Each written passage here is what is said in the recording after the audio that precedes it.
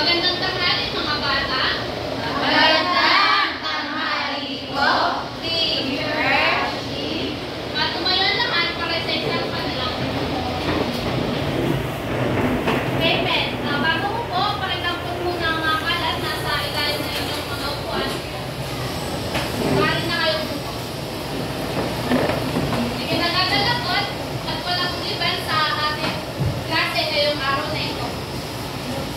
Pero bago ang lahat, bago tayo magsimula sa ating aralin, narito ang pamantayan ng ating klase. 1. Panatilihin ang kalinisan at kaayusan. 2. Panatilihin ang katahimikan. 3. Isip, mata at tainga ay nakatuon sa guro. 4. Tungko ng ayos. At 5. Respetuhin ng bawat isa. Naiintindihan ba? Opo. Ayan, bago tayo magsimula sa ating aralin, ay nais ko para malaman natin kung may natutunan ka ba talaga kayo tungkol sa ating aralin, tayo ay magbabalik-aral na. Okay, grade 2, tungkol saan ang ating pinag-aralan ng nakaraan? Okay, Jelly? Okay, magaling. Para naman sa grade 3, tungkol saan ang ating pinag-aralan? Okay, magaling. Tungkol sa diptongo. Kanina ay may binigay ako sa inyong masaya at malungkot na mukha. Maaari nyo ba itong ilabas? Ayan. Itataas, pakibaba na. Okay, itataas nyo ang masayang mukha kapag ang grade 2, kapag ang nasa ating flashcard ay tungkol sa tugma. At grade 3, tataas ang masayang mukha kapag ang nasa ating flashcard ay diptongo. At kapag naman mali ay malungkot na mukha ang itataas. Naiintindihan ba? Opo. Okay, simulan na natin. Para sa grade 2, unang salita ay puto, bato. Ano ang sagot? Pagkas na? Ang tamang sagot ay masaya mukha. Magaling. Sunod, ilaw, ikaw. Ano ang tamang sagot? Ayan, ang tamang sagot ay masaya mukha.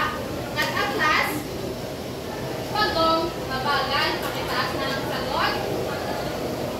Ayan, okay, magaling. Ang tamang sagot ay malungkot na mukha. Para naman sa grade 3, pakitaas kung ito ang kahoy ay diptongo. Pakitaas na ang sagot. Okay, magaling. Ito ay diptongo. Pangalawa, baliw. Pakitaas na. Okay, ang tamang sagot ay masayang mukha. At ang last ay mesa. Pakitaas na. Okay, ayan, magaling. Mukhang natatandaan nyo na nga talaga ang ating huling pinalakay. Ngunit, mukhang nabitin kayo sa ating ginawa. Kaya naman, may inihanda ko rito isang video. Ang pamagat yung video ito ay kung ako ay masaya. Ang gagawin lamang natin ay kakantahin at susundin ito. Naiintindihan ba? Okay, pwede ba kayong tumayo?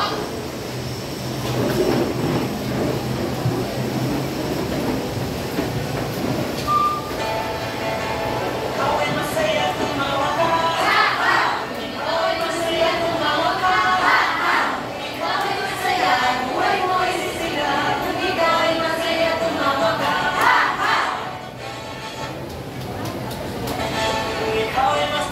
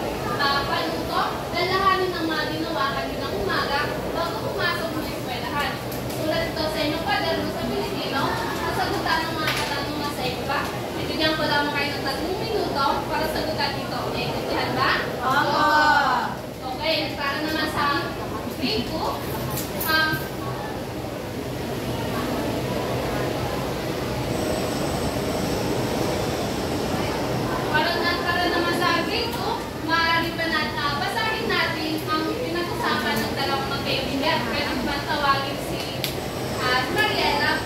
Bakit tayo?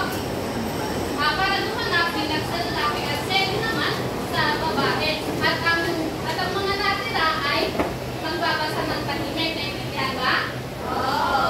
Okay, pakibasa na. Bubulot ako ng sarili at nagbibigay ng mga halaman. Kaulunan. Ako naman ay nagliligpit ng aking higaan, naghuhugas ng pinggan at nagwawalis. Mabuti at pareha tayo may alam na gawain ka. Tama ka. Dapat may alam tayong mga gawain bahay para matulungan natin ang ating mga magulang. Okay, magaling.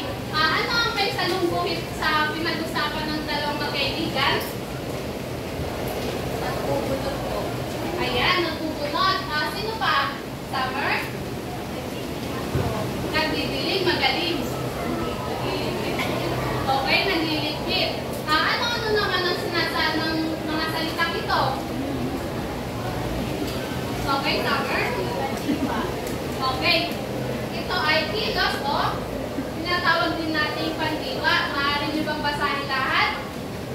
Ang pandiwa ay mga salita na aking mga pananalita na nagsasaad ng kilos o galaw. Ayan, magaling. Ang pandiwa ay nagpapakita ito ng isang kilos. O katulad ng mga nasa iba na nilarawan, sila ay mga kumikilos. Halimbawa, ang una, si Summer ay nagtitinda ng salad. Ano ang nagsasaad ng kilos dito sa pangungusap natin? Pakitaas ang kamay, susumagot. Okay, Mariela? Nagtitinda. Okay, magaling, nagtitinda. Pangalawa, si Jens ay sumasayaw. Okay, alin ang nagsasaad ng kilos sa ating pangungusap? Okay? Sumasayaw. Okay, sumasayaw, magaling. Magbigay pa nga kayo ng isang halimbawa ng pangungusap na may kilos. Okay, Selly? Si Mariela ay naglalakad sa walde. Okay, magaling, naglalakad. Ngayon naman, ay para malaman natin kung natutunan yung mga tinalakay, ay ginagawa ko ito isang gawain. Panuto sa inyong kwadrato sa Pilipino, isulat at magbigay ng tigtatlo na sagot sa bawat ito. Bibigyan ko lamang kayo ng 3 minuto para sagutan ito. Naintindihan ba? Opo! Okay, magaling. Grade 3, tapos na ba ang inyong gawain? Opo! Okay, sagutan na natin. Number 1, ano ang kilos na iyong ginawa bago pumasok? Balikin ko. Okay, naligo. Ano pa? Rochella? Kumain ko. Kumain. Ano pa? Naglakad ko. Naglakad, magaling. Ano ang tawag sa iyong mga ginawa, ginagawa at gagawin pa lamang? Okay, ito ay kilos o tinatawag din natin pandiwa. Maaari niyo bang basahin kung anong meaning ng pandiwa? Ang kilos o pandiwa ay salita na nagsasaad ng kilos o galaw. Okay, isa siya, nagpapakita siya ng kilos o mga gumagalaw. At halimbawa, ako ay nagtuturo ngayon. Iba pang halimbawa, ay, ayan, bago tayo mapunta sa halimbawa, sa isang pangungusap, gagamit tayo ng nag kapag ito ay tapos na o ginagawa na natin ngayon. At mag naman kapag bago pa lamang natin gagawin, naiintindihan ba? Okay, magaling. Ang halimbawa ay, ako ay nagdidilig ng halaman. Ano ang nagsasanang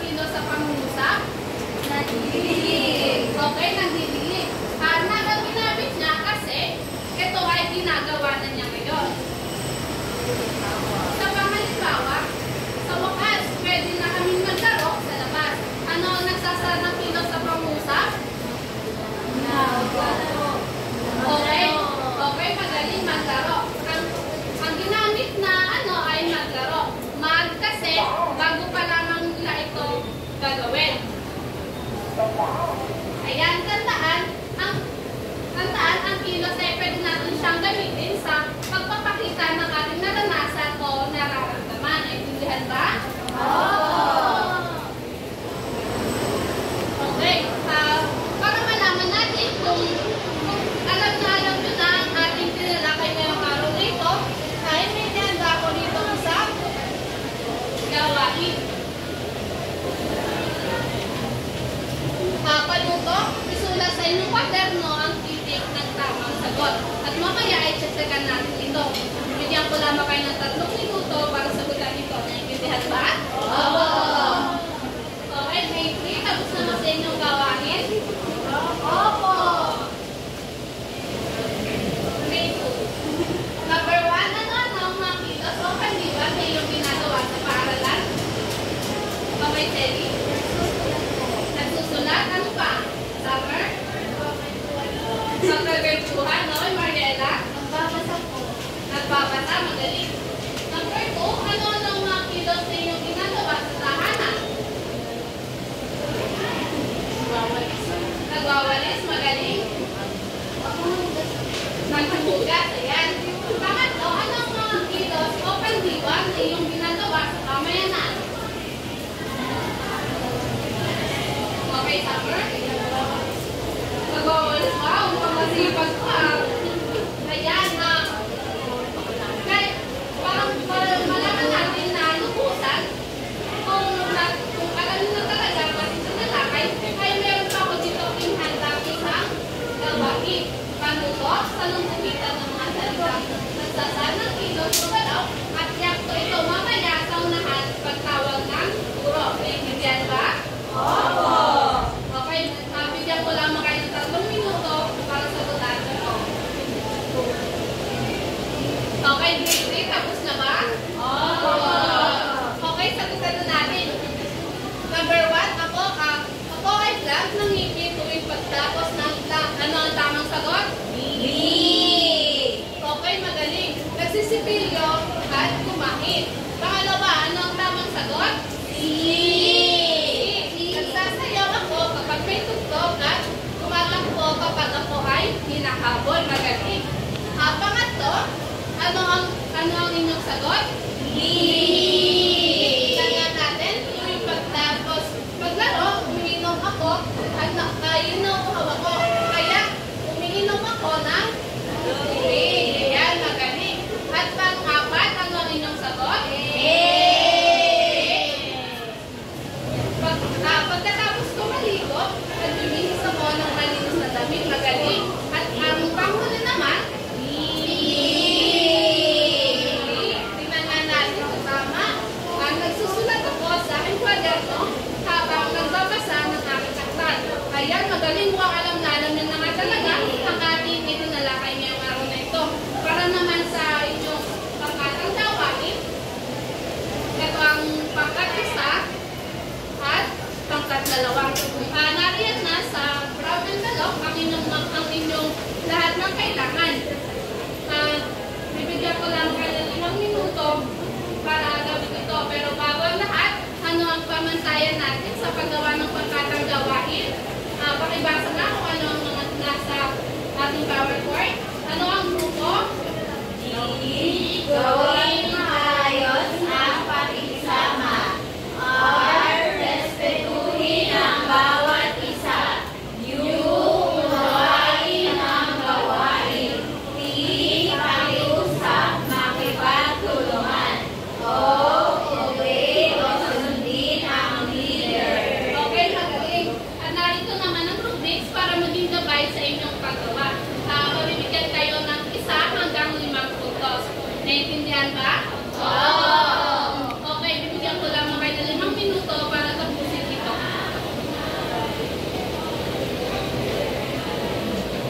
Okay, grade 2, tapos na ba? Opo. Okay, gawin na natin. Sagutan na natin. Number 1, si Diana ay nagsusulat ng ilihaw. Ano ang nagsasaan ng kilos sa pangusap?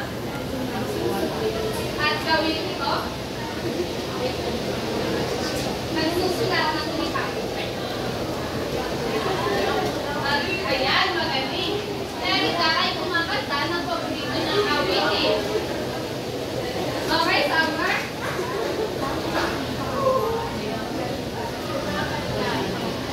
Ayan, kumakanta, magaling. Kaya ko ito. Okay. Ayan, magaling. Para naman sa pangatlo, si Mark ay nag-ehersisyo. Jens, pwede mo ba yung pangatlo? Ano ang salitang Windows na nag-pag-realization? Okay, pang-apat naman, si Sheila ay nag-aayos ng kanyang sarili. Jenny, maaaring siya gawin? Para magkakaroon sa sagutan? Okay, nag-aayos, magaling. Ayan, magaling. At ang lima naman, si Alan ay naglalaro ng basketball. Maaaring ba gawin dahil?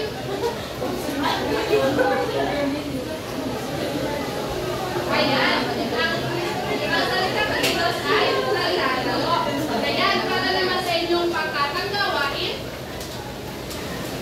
ito ang pagkakisaan, pagkakdalawa. Nariyan natin sa ito ang inyong mga kakailanganin. Ayan, pero bago tayo magsimula, ano ang ating pamataya sa paggawa ng ating pagkakang gawain? Ano ang grupo? Pakibasa ka ng lahat. Gagawin maayos ang pakikisama. Respetuhin ang bawat isa. Gawain ang gawain.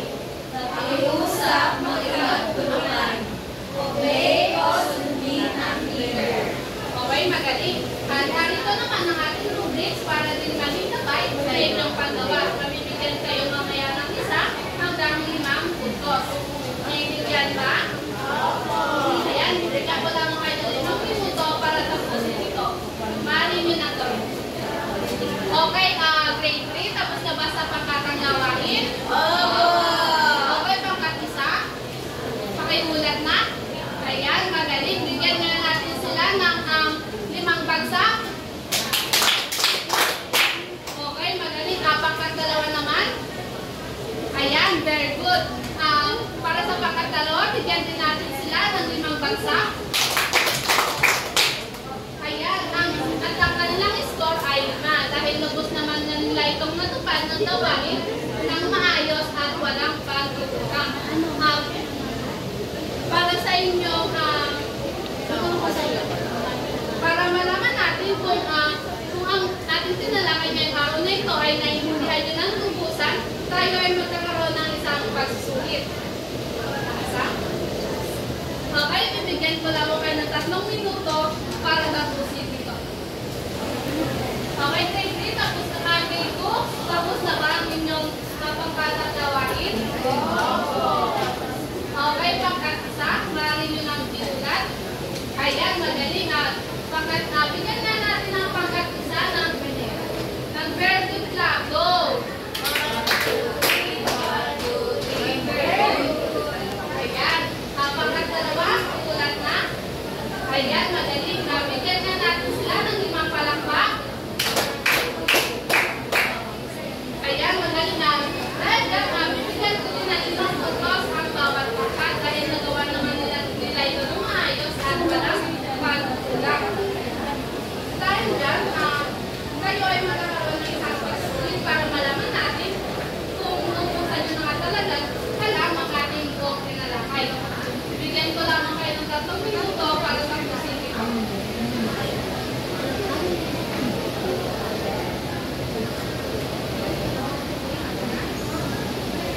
Okay, grade 3, tapos na ba ang inyong pagsusulit? Okay, sagutan ninyo at okay, sagutan na ninyo.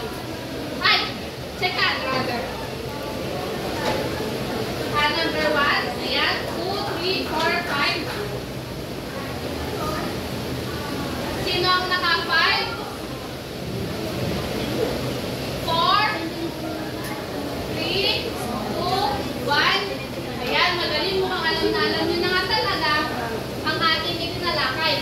Para sa inyong takdang aralin, pakikuha ang inyong kwaderno sa Pilipino at sulatin ito. Okay, grade 2, tapos na ba sa inyong pagsusulit? Opo. Ayan ang inyong kasagutan. Maaari nyo na dito. Okay, sino ang naka-5? 4, 3, 2, 1. Ayan, magaling. mukhang naiintindihan nyo na nga talaga ang ating buong talakay. Kaya naman, narito ang inyong takda-aralin. Pakisulat sa inyong kwaderno ang inyong takda-aralin na panuto, gumawa ng talaan ng mga gawain na inyong ginagawa sa tahanan, paaralan at pamayanan. Okay, Baby, tapos na ba ang